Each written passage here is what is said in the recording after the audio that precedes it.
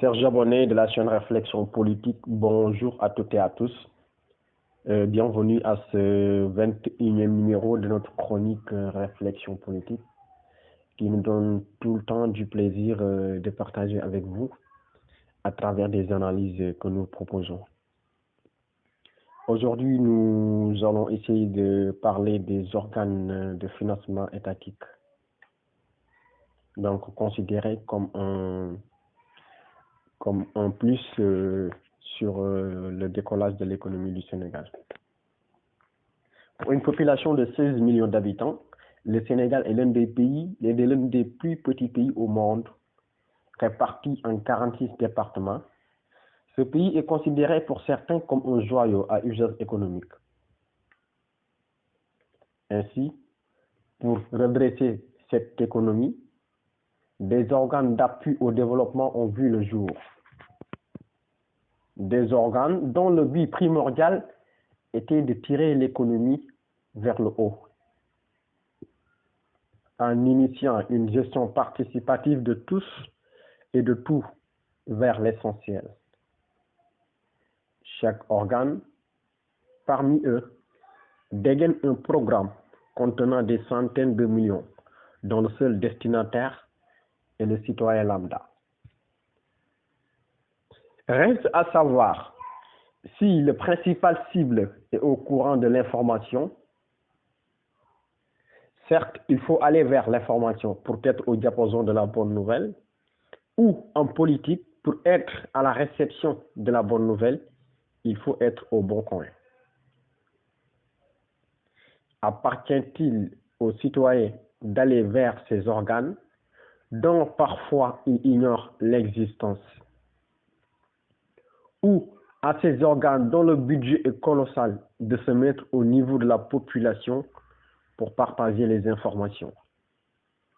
D'autant plus que nous sommes dans une population où l'accès à l'Internet est certes difficile, mais l'utilisation est pratiquement infaillible. Le premier échec est à identifier à ce niveau. Ensuite, un constat nous mène vers de profondes réflexions, car aujourd'hui, il apparaît clairement que les financements ne sont pas à la bonne portée. Ceux qui sont censés recevoir un appui de la part de l'État pour développer leur propre business sont laissés en rade. La minorité partisane est privilégiée au détriment du besoin collectif. Les partisans du pouvoir ou d'un leader politique mieux placé sont plus méritants qu'un simple citoyen dont la configuration d'un projet mérite des centaines de millions. Les projets les plus pertinents, dont la réussite constitue un apport considérable sur l'économie du pays, ne sont jamais financés à leur juste valeur. Ainsi, l'obligation de préserver des emplois est dans la mission régalienne de l'État. L'État aujourd'hui a lui seul le monopole de la puissance publique. Il peut avoir la main mise sur toute activité économique exercée à l'intérieur de son territoire. Le principe de base de tout organe de financement devrait être de financer une activité pouvant dans le long terme être rentable pour l'économie du pays. Et c'est dans une telle perspective que des milliards sont injectés dans les dites agences pour inventer, appuyer et financer la créativité de la jeunesse. Aujourd'hui, est-ce que ces agences sont capables de recenser dans l'historique de leur financement antérieur des projets d'envergure qui aujourd'hui impactent positivement sur l'économie du pays? Et pourtant, dans le contribuable sénégalais, l'État inonde de milliards à ces structures. Tant que nos dirigeants sont obnubilés par une politique de service, ces structures seront des initiatives vouées à l'échec. La population ciblée n'en bénéficiera pas et les échecs seront d'ordre répétitif.